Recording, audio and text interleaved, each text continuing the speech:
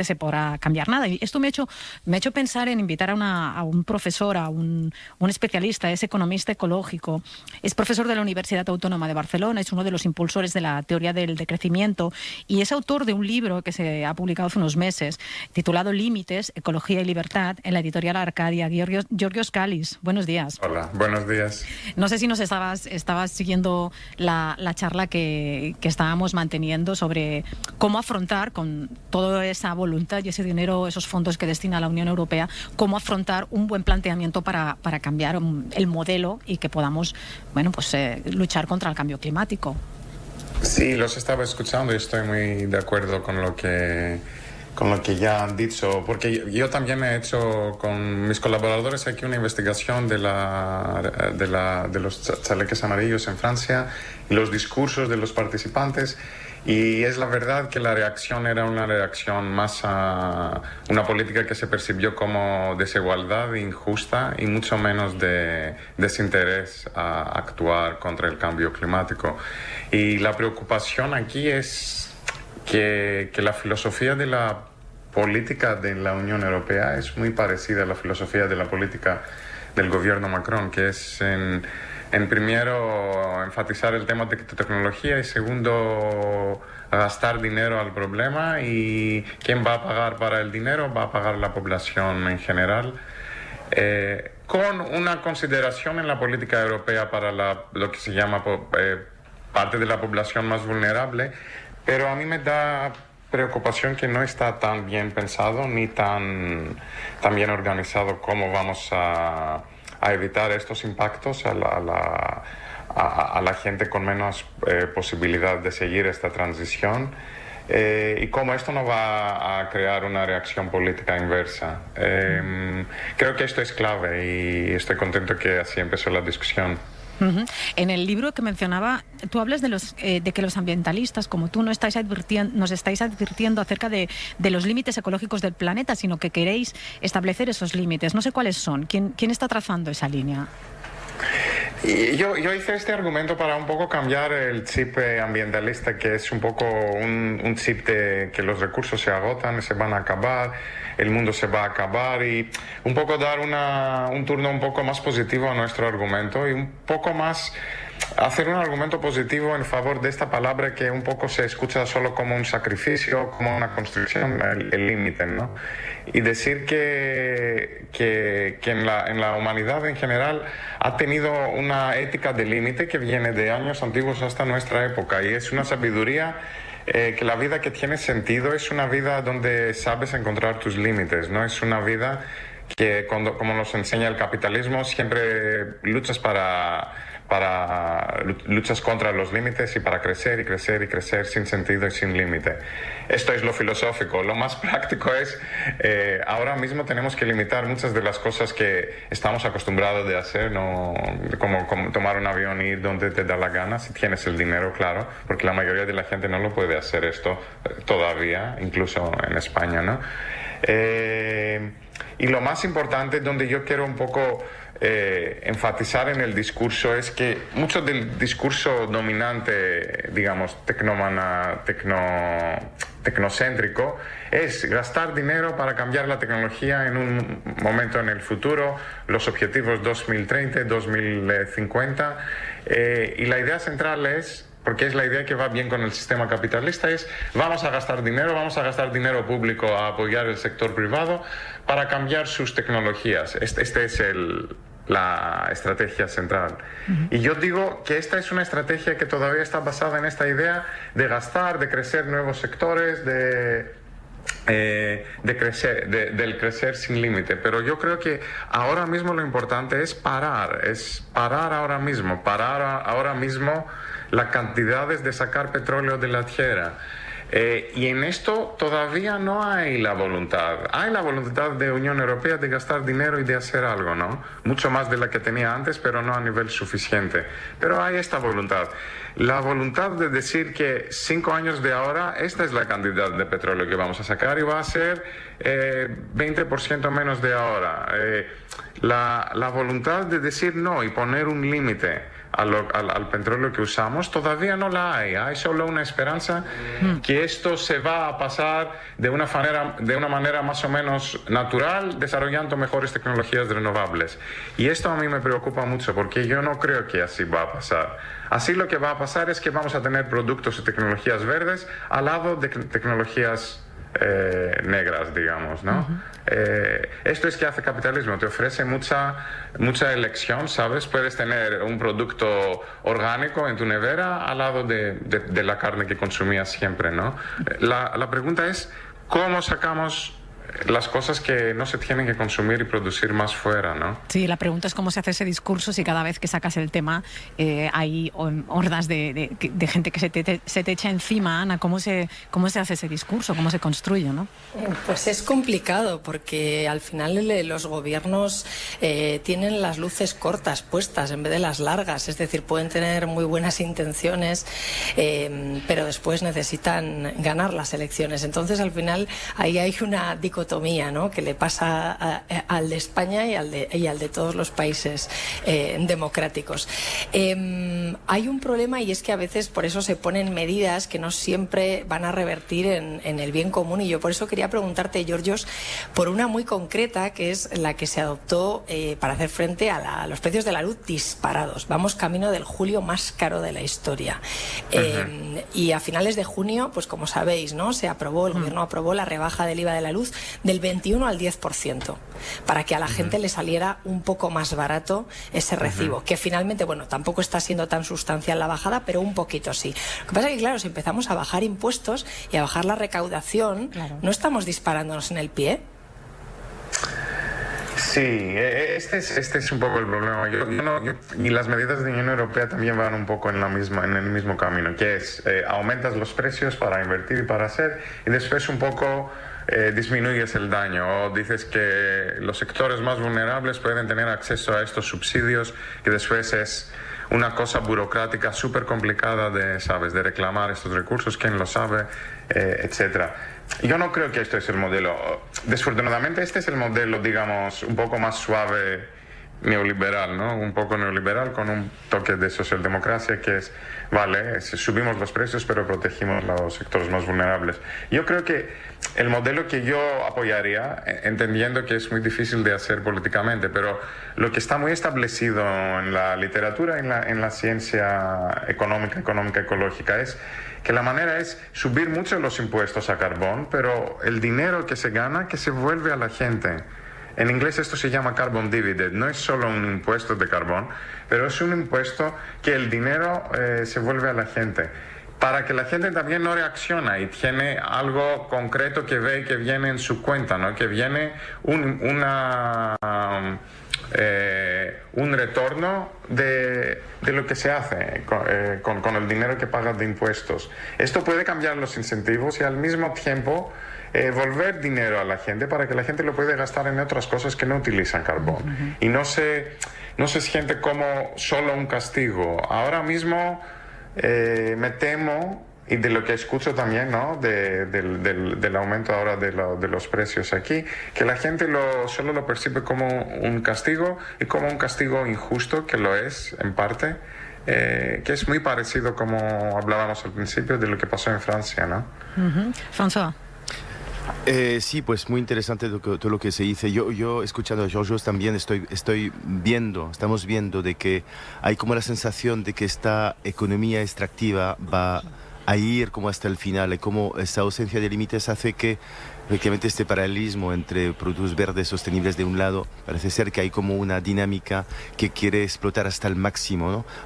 A ver hasta dónde podemos ir para que terminemos los recursos que hay en la tierra, porque hay como este afán, esta cosa que tenemos expansiva de siempre ir hasta el final. Pero el problema es que hay como yo creo que hay como una sensación de que ya la naturaleza ya se encargará de decirnos cuándo realmente tenemos que poner el fin, pero yo creo que ya lo está diciendo, y estamos hablando, ya has hablado de lo de Bélgica y Alemania, pero es que a mí me llamó poderosamente la atención hace 1 año y 2 años lo que pasó en Australia, en Siberia, en California, que fueron hasta 6 millones de hectáreas de bosques. De manera increíble la reducción del hielo en los polos, el aumento del nivel de las aguas, la reducción de lo que queda, digamos, de reserva de agua pura en el mundo. Entonces, no sé, la pregunta es ¿hasta cuándo qué tipo de señales tenemos que recibir para hacer un tipo de gobierno mundial, asentar algo para decir qué hacemos todos para que podamos reaccionar? Porque yo creo que exactamente estamos ya digamos, en lo... En tiempo de descuento, sí. Georgios. Sí, y el problema con el cambio climático, como bien conocemos todos, ¿no?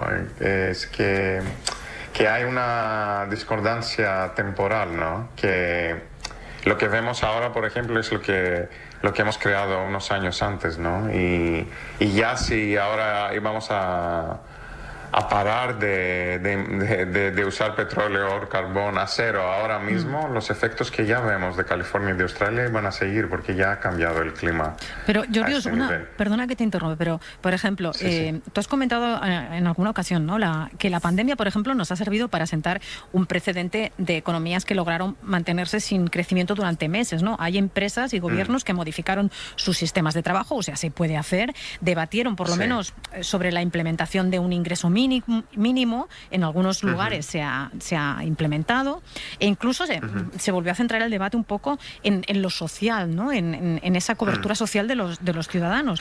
Todas estas medidas se han tomado en un tiempo récord y de forma increíble. Durante muchos meses nos han permitido pues ir capeando la vida con la pandemia. Quiero decir que si existe el interés, se puede cambiar el modelo o se podría empezar a argumentar y hacer entender a la gente que todas estas amenazas catastrofistas, que yo creo que la gente a lo mejor ya está un poco inmunizada, dicen, ay, sí, qué pena, pero a mí no me toques mi aire acondicionado, no me toques la comodidad de clase media que me ha costado mucho conseguir. Entonces, ¿cómo combinamos todo esto para decirles, no, hay que parar el crecimiento, o hay que decrecer, o hay que por lo menos parar en el camino y decir cómo construimos a partir de ahora? ¿Cómo se hace esto? Sí, la pandemia es un modelo de un nivel que teníamos un problema y paramos o pusimos en el hielo actividades que estaban relacionadas con este problema, ¿no?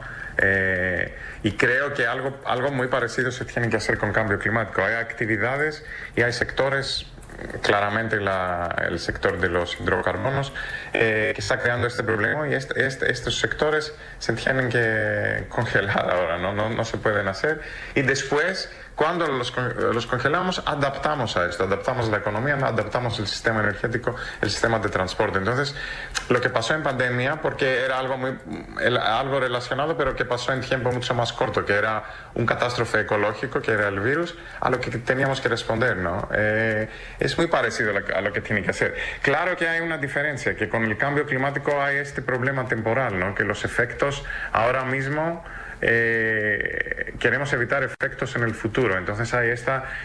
¿Por qué ahora me pones me paras unas actividades para algo que yo no veo el efecto al mismo momento? No es como el virus que ves el efecto en el mismo momento. Esto es el problema. Pero estoy muy de acuerdo que lo que pasó con la pandemia y la manera que se adoptaron medidas en la economía, la manera que se intentó por lo menos apoyar a la gente en este periodo de transición, manejar la economía, da un poco de guía de lo que se tiene que hacer con el cambio climático.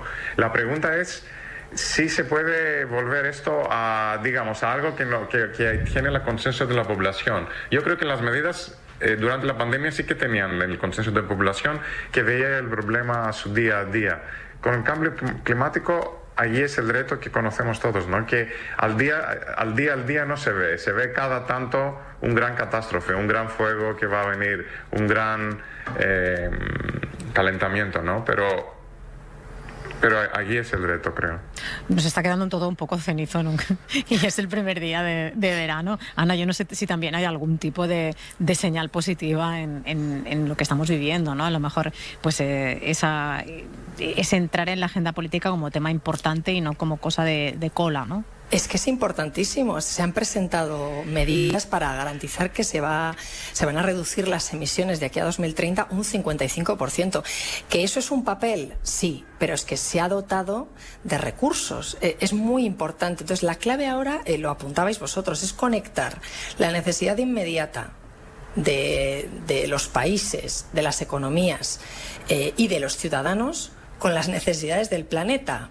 Lo urgente, lo importante, que estén alineados para todos, ¿no? Entonces ahora mismo tenemos todos esos fondos, ese cambio de perspectiva y al mismo tiempo una media de paro juvenil en la Unión Europea del 17% y aquí en España pues casi 4 de cada 10 menores, ¿no?, de 25 años no tiene trabajo. Pues habrá que articular formas de que haya muchísimo empleo que se cree gracias a todo esto. Al final, a la gente le tienes que atraer por su día a día y por sus condiciones de vida.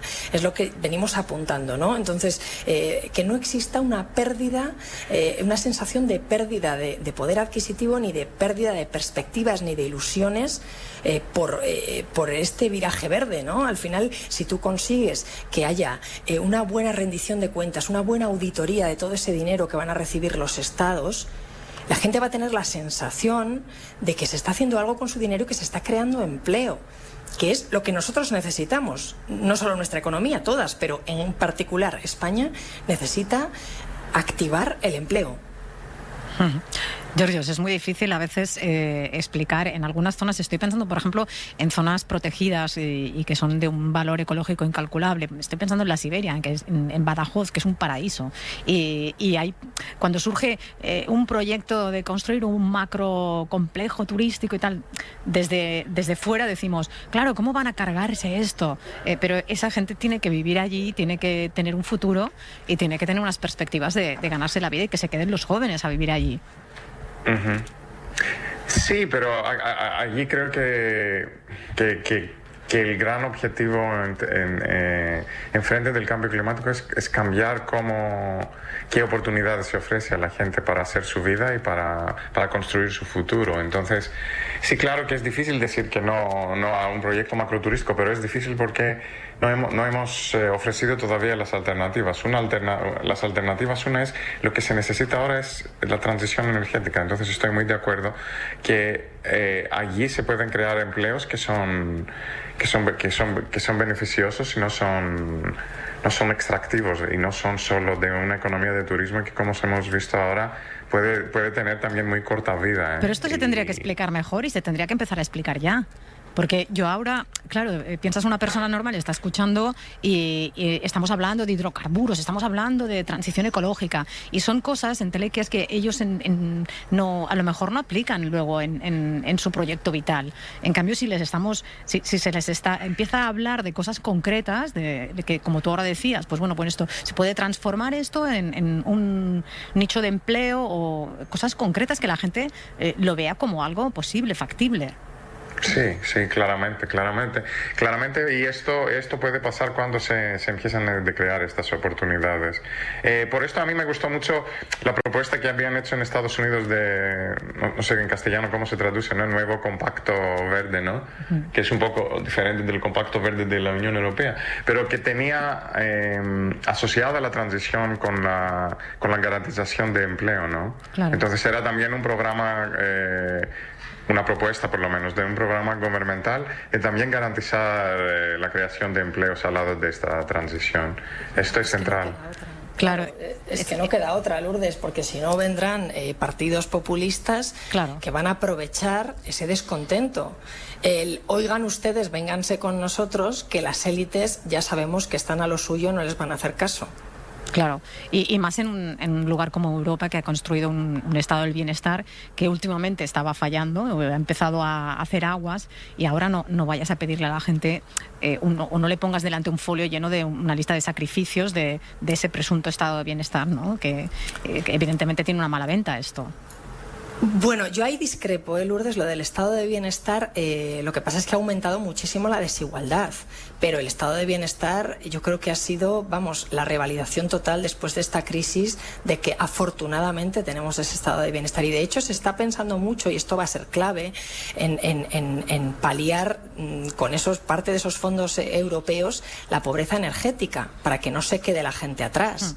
Aquí hay personas que no pueden pagarse poner la lavadora de noche, ni siquiera poner la lavadora. Es decir, hay muchísimas familias en España, después de la pandemia, que no es que puedan plantearse si quieren seguir una dieta más sostenible, es que 2,5 millones de personas no pueden permitirse comer carne, pollo o pescado cada 2 días. Son 700.000 personas más que antes de la pandemia. Claro. François. Sí. A mí se me ocurría también lo de la pandemia, ¿no? Nos acordamos de cuando empezó esto en marzo, en abril, en mayo. Había tantos artículos y especialistas diciendo que ya había un cambio de sistema, había un cambio de paradigma que se estaba viendo, la capacidad que tenemos de cambiar algo, de aprovechar cómo se podía parar todas las actividades contaminantes, el transporte, etcétera, etcétera. Y a mí me llama la atención como hoy estamos volviendo a las andadas con una facilidad desconcertante, ¿no? Es como si no supiéramos, ¿no? que este aviso, que tiene que ver sin tener que ver, nos tiene que alertar sobre otra cosa, que obviamente es una crisis mucho mayor. Y lo que decía Giorgio es el problema de que todas las respuestas que podemos hacer, que se está haciendo, se comentó lo de Europa, etcétera, pero es que no hay este resultado que podemos ver, ¿no? No es algo que podemos hacer hoy y la semana que viene o al mes siguiente podemos ver lo que está pasando. Es lo más difícil, convertir en algo rentable la inversión en economía verde. No veo otra posibilidad, y que la sociedad, la gente de clase media, media baja, incluso pobres, vean ventajas económicas en esto. Si no se apalanca hacia esto, creo que lo tenemos bastante negro. Me parecía importante, ya que esta semana se desbloqueaba la primera parte de esos fondos europeos para la recuperación, que tienen puesto en el acento, uno de sus ejes fundamentales es la lucha contra el cambio climático, el cambio de modelo. Me parecía interesante plantearlo desde una perspectiva más vigilante, que no sé, yo creo que los periodistas y los ciudadanos tenemos que estar atentos a qué se hace y cómo se hace, porque si es nuestro futuro y se está cambiando el modelo y, como decía Ana, está en la agenda y con dinero, pues no está mal que estemos ahí muy atentos a qué se hace, ¿no? Que participemos en ello. Tengo sobre la mesa el libro de Georgios Kallis, Límites, Ecología y Libertad, de la editorial Arcadia, y agradezco mucho que haya querido sumarse a esta charla. Georgios, un placer. Gracias. Muchas gracias, muy interesante. Gracias. Gracias.